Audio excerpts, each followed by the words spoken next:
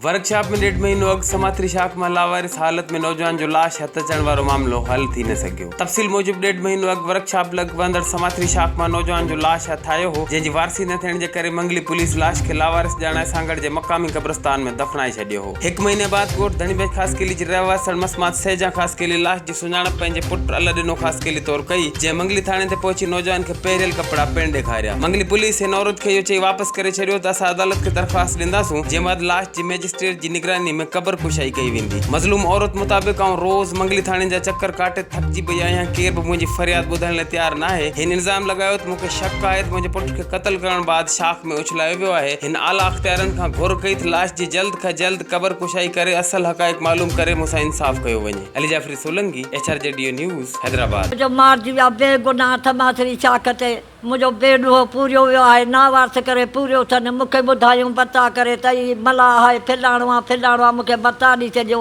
ऐं महीनो ॻोल्हणु पईसि, मूंखे चऊं न तुंहिंजो कोन्हे, फिलाणो कोन्हे को, ऐं फिलाणो आहे।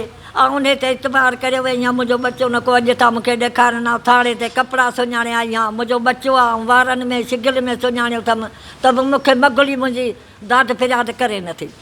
मुंहिंजो अपील आहे, मुंहिंजी SB खे अपील आहे त मूं ग़रीब जो मिसकिन जो बचो ॾेखारियो वञे। मुंहिंजो बेवाहियो छो पूरियो पियो आहे उते, ऐं मां आहियां जी जल बादशाह पीर जी ड्रोही जल चरी थी वई आहे। मूंखे पंहिंजो बचो मिलायो वञे।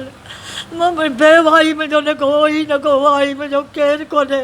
मुंहिंजी सॼी सिंध खे अपील आहे, ऐं मुंहिंजी कोर्ट खे बि अपील आहे त बेवाही जो बचिड़ो कढियो वञे, मूंखे ॾेखारियो वञे।